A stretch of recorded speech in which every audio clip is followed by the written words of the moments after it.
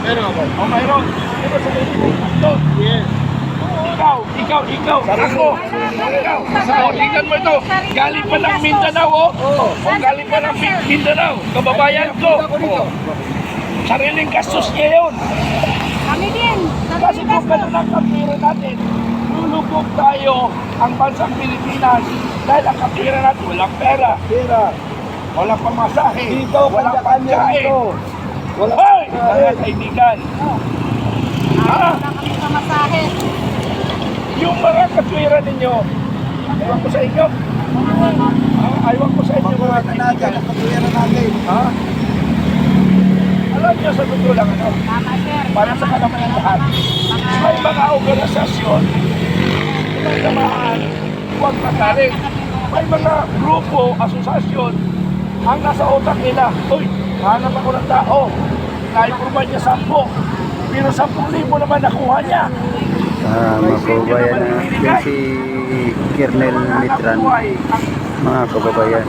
Magmula nung Retired Kernel Mitran. record ano, magmula sa record, nung si Marcos ang umupo, nagkaroon ng hanap buhay ang taong bayan. Ha? Hindi, ako mainit. Sakripisyo nga eh. Sakripisyo nga eh. Inisip ko, namula na yung mukha mo eh. Atlas kaunti, atlas. Namula na yung mukha mo, sir eh. Sir, baka mamaya. Ayan. Yan ang tama, sir. Kasi baka high blood, makasakadumog na eh. Makasakadumog sa saya. Alam niyo sa totoo lang, Na malinaw yung lahat ng Marcos history. Yung Marcos Senior, may history siya.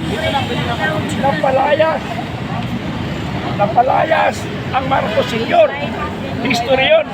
Ang napalayas sa kanya, taong bayan at pagkakaliwa ang nag-rally. Karamihan. Ngayon sa Marcos Senior, Marcos Junior, sa Bonsari nag-rally, pati nga yung retired military. Ngayon, first time in history. First time in history sa Marcos Junior. Yung mga military, military professional, nag-rally dahil hindi niya nakakayanan. Di ba? Hindi nila nakakayanan. So history pa rin ng Marcos.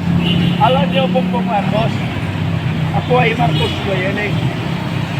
Pero dahil sa katarantaduhan mo, kapalpakan mo, katagahan mo, mangad ka pa, sinira mong Marcos, wala kang pagmamahal sa Marcos. Ha? Marcos ka ba? Bakit mo sinisira ang Marcos? Eh, tanong yan.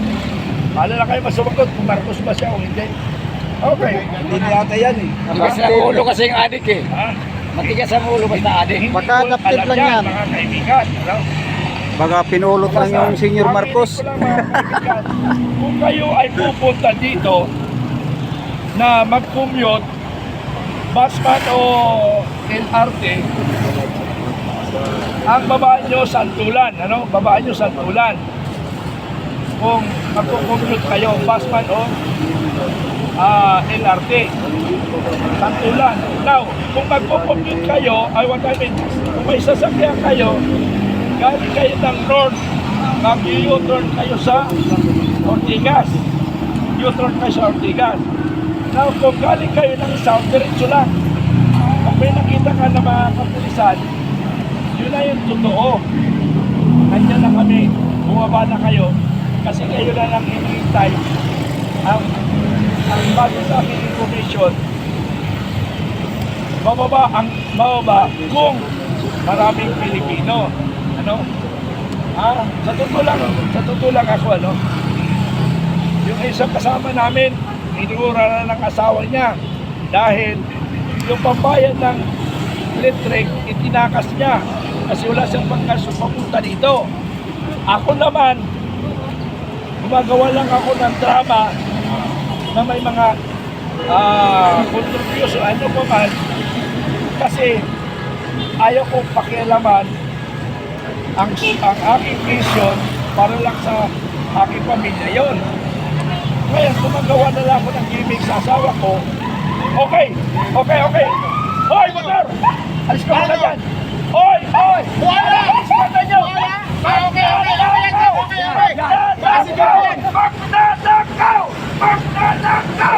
Kawatan! Kawatan! Kawatan! Kawatan! At wala na naman ang kawatan. Alam niyo mga kaibigan, ang ini-escortan lang ng pulis ay Presidente, Vice President, Speaker of the House, Senate, President, and Supreme Court. Maliliman lang yan ang pwedeng gumawa ng wawang. Philippine National Police, mag-isip kayo ha. Chief PNP, bakit mo tinotolerate ang mga ganong gawain na i-escortan ang mga kawatan? Ha? Pero kayo sa batas, di ba lang yan pwede? Speaker of the House, Senate President, Supreme Court, Vice President, Presidente, di ba lang pwede nyo escortan? Kaya pag ako nakakasabay ng mga sasakyan na ma-escort, tinatanong mo, sino ba yan? Presidente ba yan? Senate President? Kahit mayor, parang kay Captain, na gumagamit na ng work eh. Di ba pag-aabuso na kapangyarihan yan? Ha? Okay, yun na lang muna, panawagan ko. At actually, pupunta sana ako sa loob ng kampo. Tapos sabi ko yung mga kaibigan ko dyan. O yung mga dating tao, mga kasama ko ng football, nagpapakasarap yung mga kasama kong pisimado, andyan sa goal sila. At kasi parsa na yung mga